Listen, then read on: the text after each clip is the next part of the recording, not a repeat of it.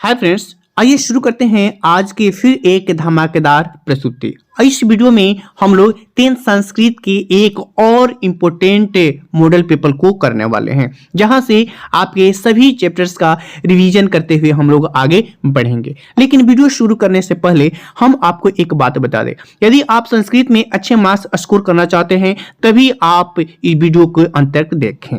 ये कोई comedy video नहीं है या 2 मिनट या 20 सेकेंड या 30 सेकेंड में समाप्त हो जाएगी।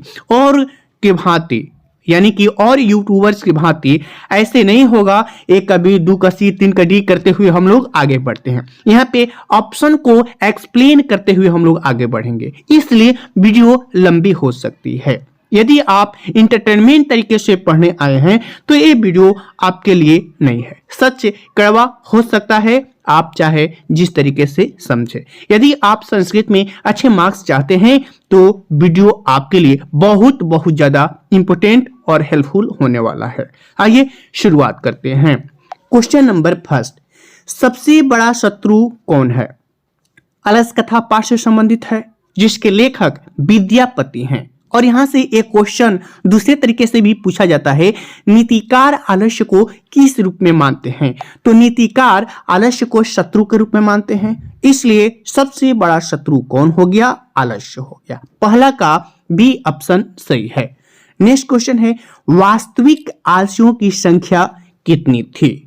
तो वास्तविक आलसियों की संख्या 4 है। यहां से भी क्वेश्चन पूछा जाता है इन आलसियों के कथन द्वारा, यानी कि निम्नलिखित में से पहला आलसी ने क्या कहा या पहला आलसी का कथन क्या है। इसी प्रकार दूसरा तीसरा चौथा के कथन से भी आपके एग्जाम में क्वेश्चंस आते जाते हैं, तो इसलिए यहां पर से भी इस टॉपिक को भी आप कवर कर लीजिएगा।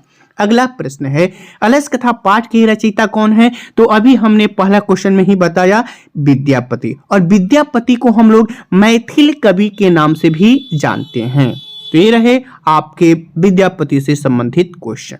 अगला क्वेश्चन, ऋग्वेद में कितनी महिला ऋषिकाओं का वर्णन है? तो यहाँ पे 2 कैटेगरी की महिलाएं हैं, एक में 5 और एक में 24।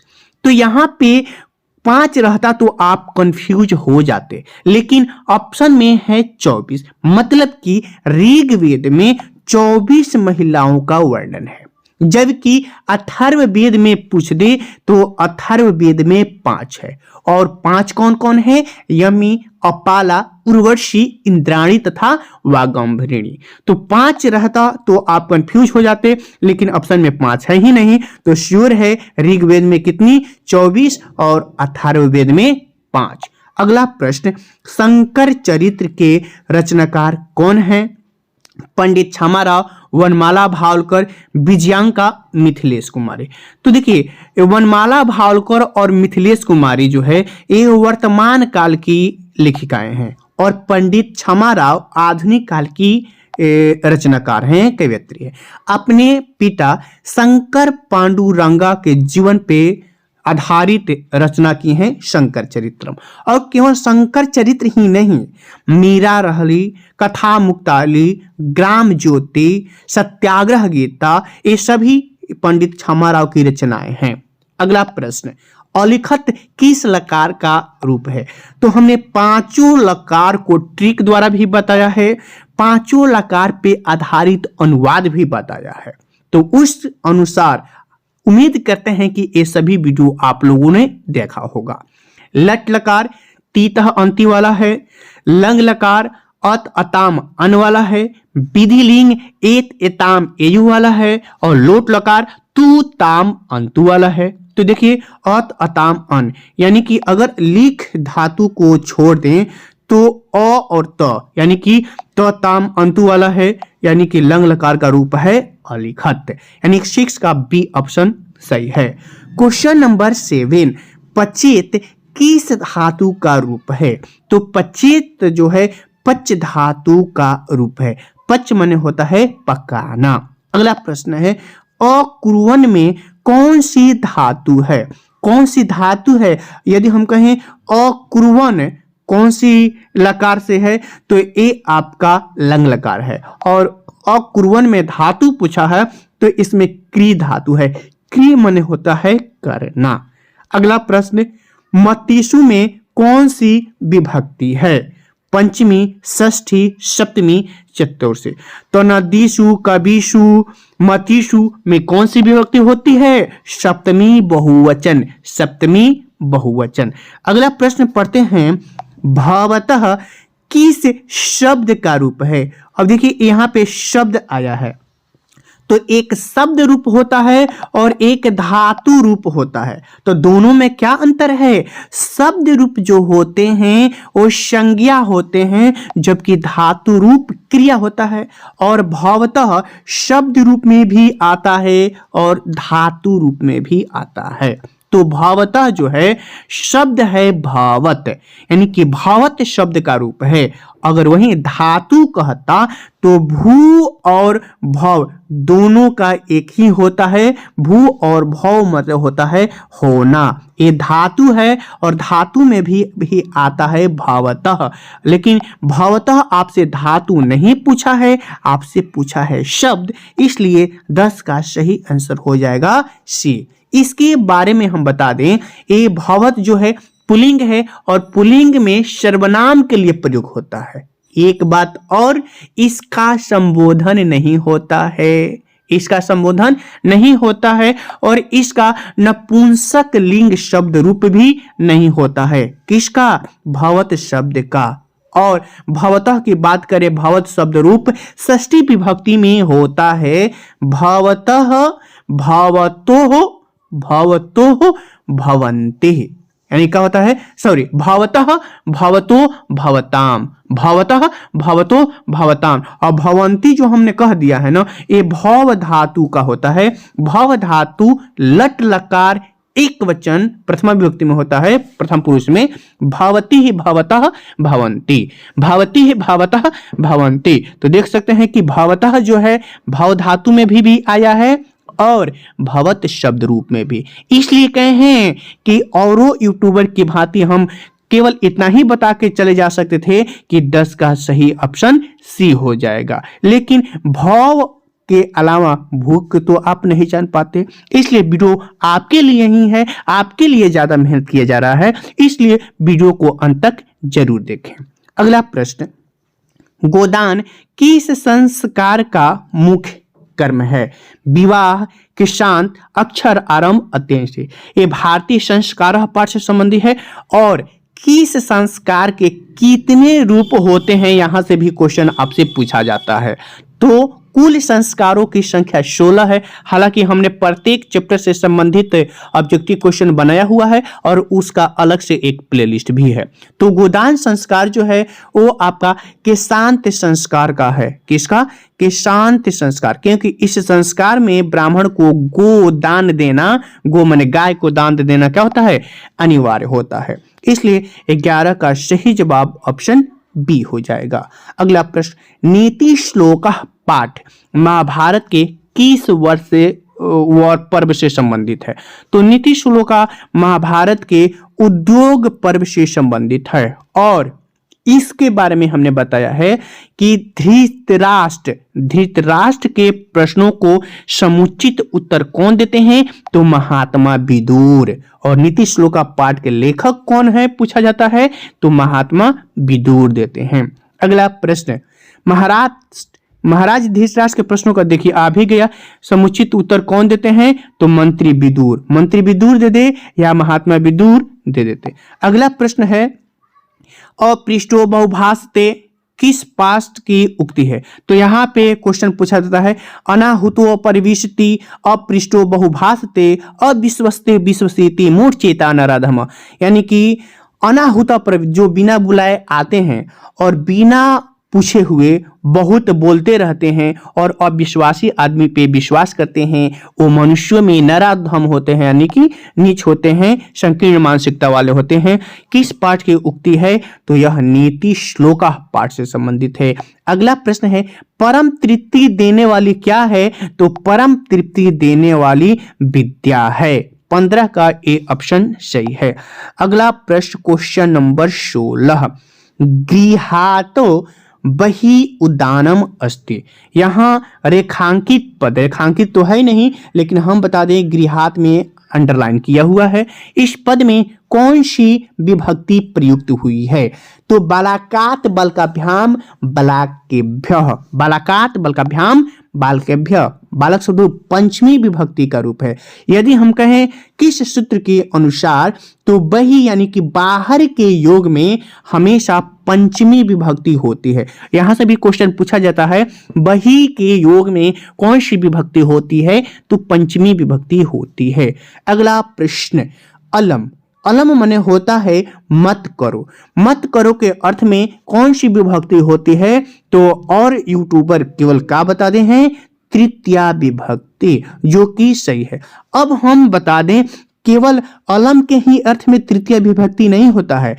कृतम, अलम हो गया, कृतम हो गया, कीम हो गया, आदि शब्द जिनसे किसी काम का निषेध हो यानी कि मना करने का अर्थ हो, वहां पे तृतीय विभक्ति होता है।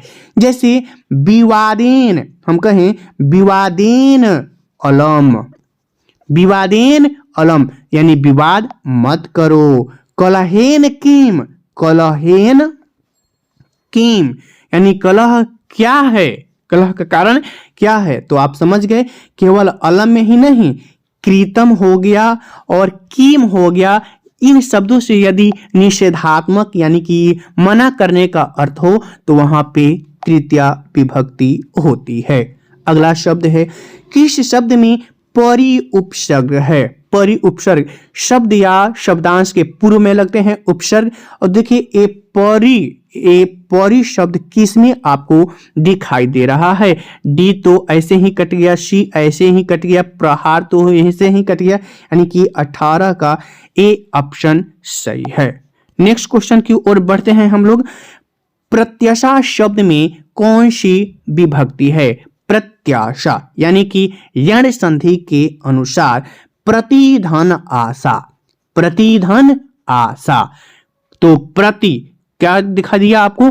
प्रति यानी कि 18 का सी ऑप्शन सही है।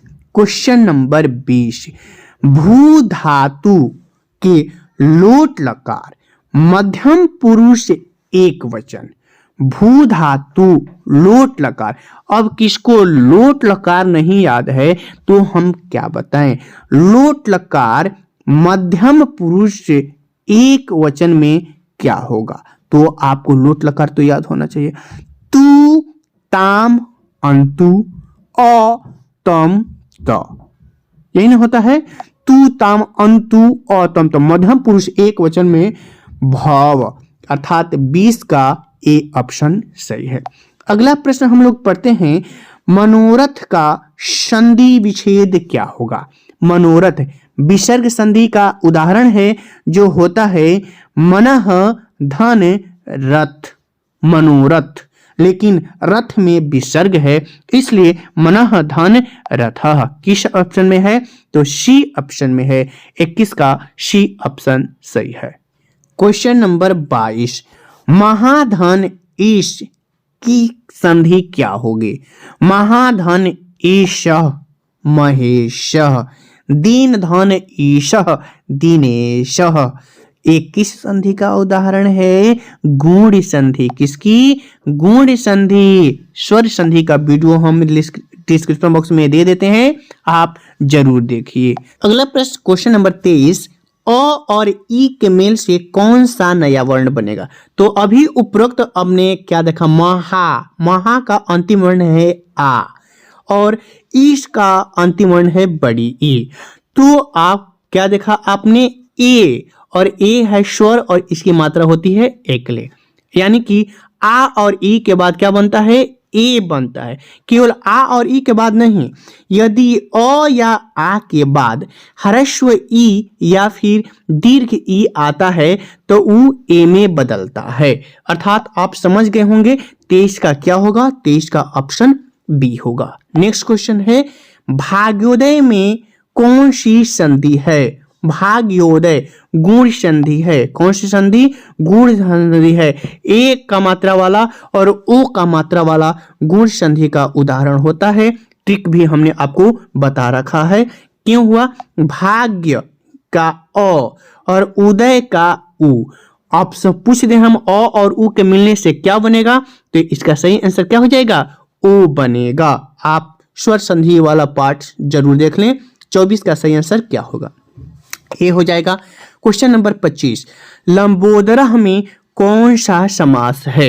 यानी कि समास का हमने प्रत्येक समास का अलग अलग पार्ट्स बनाया है, जो कि 4 से 5 मिनट में आप समाप्त कर देंगे, और उसमें बहुत सारे ट्रिक तथा हमने आपको एग्जाम्पल्स दिया है।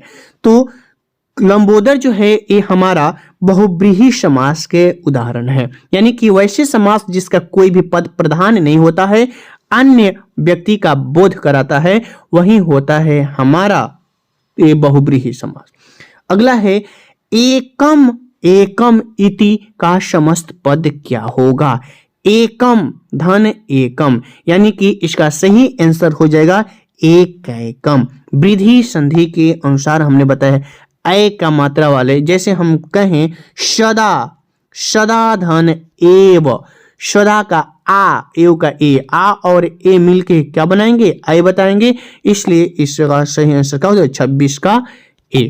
क्वेश्चन नंबर 27 हम लोग पढ़ते हैं, तत्पुरुष समास का उदाहरण कौन सा है? तो कोई भी तत्पुरुष समास पूछ दे तब तो आपके लिए रास्ता आसान हो जाएगा, लेकिन अगर उसमें तत्पुरुष समास का भेद लगा देगा, अपादान तत्पुरुष, संप्रदान तत्पुरुष, संबंध तत्पुरुष, अधिकरण तत्पुरुष, तो इसके लिए आपको हर हाल में दिए गए शब्द का समास विग्रह करना होगा, और समास विग्रह के दौरान जो भी कारक चिन्ह आएगा वही आपका तत्पुरुष समास होगा। जैसे हम कहें धनहीन, धन से हीन, तो इसके बारे में हमने बताया हीन रहित वाले शब्द आपादान तत्पुरुष के अंतर्गत आते हैं। इसके अलावा मुक्त शब्द भी जुड़ा रहे, जैसे ऋण मुक्त है ना, धन मुक्त, पाप मुक्त, तो ये दूरी का बोध होता है, इसलिए अपादान तत्पुरुष के अंतर्गत आएंगे। बाकी के तरह देखा जाए तो कोई भी समास विग्रह के अर्थ नहीं देता है। अगला क्वेश्चन हमने ट्रिक से बताया है, अगर शब्दों की बार बार पुनरावृत्ति होती है, दोहराव होता है, तो वो द्वंद्व समास के अंतर्गत आ जाते हैं। जैसे गांव गांव, घर घर, शहर शहर, ये सभी शब्दों का रिपीटेशन हो रहा है, तो वे द्वंद्व समास के अंतर्गत आते हैं। अगला है दानार्थे चतुर्थे, दान देने के अर्थ में कौन सी विभक्ति होती है? कारक सूत्रों का बहुत ही जबरदस्त ट्रिक वीडियो हमने आपको बता रखा है, आप देखिए, वहां से क्वेश्चंस हर हाल में आता है। यानी कि मह्यम मोदकम रोचते, रुच्यार्थनाम प्रियमाण सूत्र के अनुसार एक गलत हो गया। गृहात बही, अभी ऊपर आया बही के योग में पंचमी विभक्ति होती है, एक क्वेश्चन भी गया, कोई दिक्कत नहीं, यानी कि बी और सी तो कैंसिल हो गए। अब आचार्यात वेदम पढ़ते, आचार्य के द्वारा वेद पढ़ता है, तो यह दान का अर्थ निकल रहा है? नहीं निकल रहा है, तो बच गया हमारा ऑप्शन ए, माता रमेशाय भोजनम यच्छति, माता रमेश को भोजन देती है, अर्थात 29 का A is right answer. Question number 30, सह पद के योग में कौन सी विभक्ति होती है? वो भी कारक सूत्र में हमने बताया है सहार्थे तृतीया, यानी कि सह के योग में कौन सी विभक्ति होती है? तृतीया विभक्ति होती है। अब तो सह तो आपको पता है, सह, शाकम, शार्धम, समम, इन सभी के योग में तृतीया विभक्ति होती है, और इन सभी शब्दों का अर्थ होता है साथ। क्या होता है? सह, शाकम, शार्धम, समम, सभी शब्दों का अर्थ होता है साथ, और साथ के अर्थ में विभक्ति लगती है तृतीया। रमेश सह सीता गच्छति, सीताया सह लक्ष्मण अपि गच्छति, ये सभी सूत्रों पे हमने अनुवाद भी बता रखा है। तल प्रत्यय के बारे में हमने बताया है, तल प्रत्यय का अंत में ता शेष रहता है। जन धन तल जनता, मित्र धन तल मित्रता। 25 प्रत्यय को आप अंगुलियों पे नचा सकते हैं, ऐसा हमने थंबनेल पे लिखा था, और 25 प्रत्यय का स्पेशल ट्रिक भी हमने बताया है, उसका भी लिंक नीचे डिस्क्रिप्शन बॉक्स में है, आप जरूर देखिए। अगला प्रश्न है 32, त्रयः खाली जगह चरंती। अब देखते हैं चरंती है अर्थात एक वचन द्विवचन का बोध नहीं है, ये बहुवचन में है। तो मृगः मृगौ मृगः, मृगः मृगौ मृगः, यानी 32 का क्या होगा, शी होगा। 32 का शी ऑप्शन सही है। तुमुन प्रत्यय का हमने बताया अंत में तुम शेष रहता है। श्रुधान तुमुन यानी कि श्रोतुम, श्रो यानी कि उ में बदल जाता है, अर्थात 33 का बी। ए 25 प्रत्यय में एक तुमुन प्रत्यय भी है, आप बढ़ सकते हैं। वृद्ध का प्रकृति प्रत्यय क्या होगा, कत प्रत्यय। हमने कई सारे संस्कृत के पाठ्य पुस्तक के जो सॉल्यूशन हमने बताया है वहां पर भी इसकी चर्चा किया है। वृद्ध धन कत यानी कत प्रत्यय का तह त तम, पठितः पठिता पठितम, अर्थात हमने ये बताया हुआ है। 34 का ए ऑप्शन सही है। नेक्स्ट क्वेश्चन है शताब्दी कौन सा समास है। तो जिस समास का प्रथम पद संख्यावाची हो वह हमारा द्विगु समास होता है।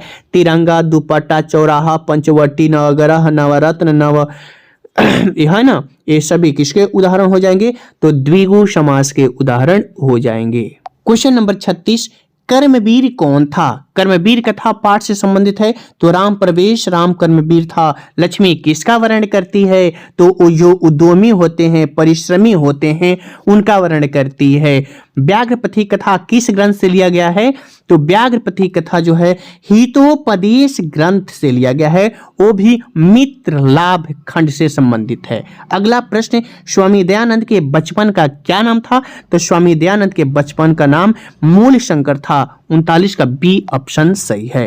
क्वेश्चन नंबर 40, स्वामी दयानंद की शिक्षा की शुरुआत किस भाषा से हुई है, तो इनका कर्मकांडी परिवार में जन्म हुआ था। जो उपासक थे तो स्वाभाविक है संस्कृत भाषा ही होगा, आप पढ़े भी हो जाएगा। किस भाषा से शुरुआत हुई है, तो संस्कृत से हुई है। वैदिक साहित्य का अंतिम भाग क्या है, तो उपनिषद। उपनिषद 41 का ए ऑप्शन। अब उपनिषद किसके सिद्धांत को प्रकट करता है, तो दर्शन शास्त्र के। आप मंगलम पाठ का पाठ परिचय भी आप पढ़े ही होइएगा। सूक्ष्म से सूक्ष्म यानी कि अणु से अणु और महान से भी महान क्या है, तो वह है आत्मा। नेक्स्ट क्वेश्चन है क्वेश्चन नंबर 43 है काव्य मीमांसा के लेखक कौन है, तो काव्य मीमांसा के लेखक हो जाएंगे आपके राजशेखर। क्या हो जाएंगे, राजशेखर। ए पाटलिपुत्र वैभव से है।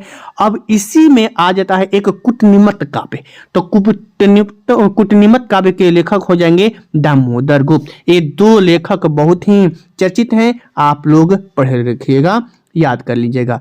पाटलिपुत्र किस नदी के किनारे है, तो आप नहीं जानते होंगे जानते ही होंगे। 44 का बी ऑप्शन सही है। विद्यापति कौन थे, तो मैथिल कवि, शुरुआत में भी हमने बताया है। पाटलिपुत्र में कौमुदी महोत्सव किस ऋतु में मनाया जाता था, तो शरद ऋतु में। किस वंश के समय, तो गुप्त वंश के शासन काल में। वो कैसा प्रतीत होता था, तो जैसा कि हम लोग का दुर्गा पूजा। 40 नीतिकारों द्वारा शत्रु किसे माना गया है। ऊपर उपरोक्त तो हमने बताया कि नीतिकार किसको अशत्रु मानते हैं, तो वो आलस्य को शत्रु के रूप में मानते हैं। क्वेश्चन नंबर 48 महर्षि याज्ञवल्क्य की पत्नी का क्या नाम था, तो याज्ञवल्क्य की पत्नी का नाम था मैत्रेयी। और याज्ञवल्क्य अपनी पत्नी मैत्रेयी को किसकी शिक्षा देते थे, तो आत्म तत्व की शिक्षा देते थे। यहां से भी क्वेश्चन आपसे पूछे गए हैं, ये सभी क्वेश्चंस रिपीटेड हैं, ध्यान दीजिएगा। जनक के सभा में सार्थ में कुशल कौन बैठती थी, तो गार्गी बैठती थी। कौन बैठती थी, गार्गी। अगला प्रश्न है विजयांका किस कल्प की कवयित्री थी, तो कल्प पूछा है तो प्रथम कल्प और विजयांका का समय कब का है, तो अष्टम शतक। कब, अष्टम शतक। अब विजयांका का रंग कैसा था, तो विजयांका का रंग श्याम था। विजयांका को सर्व शुक्ल सरस्वती भी कहा जाता है। किसने कहा है, तो दंडी ने कहा है। यानी एक ऑप्शन से इतने सारे क्वेश्चंस आपके पूछे जाने की संभावना है। अगली वीडियो में हम लोग 50 प्रश्नों को करेंगे। ऐसे ही धमाकेदार वीडियो लेने के लिए आप हमारे चैनल से जुड़े रहिए, और वीडियो अच्छा लगता है तो लाइक, शेयर और सब्सक्राइब जरूर कर दीजिएगा। मिलते हैं अगले प्रश्नों के साथ, तब तक के लिए धन्यवाद।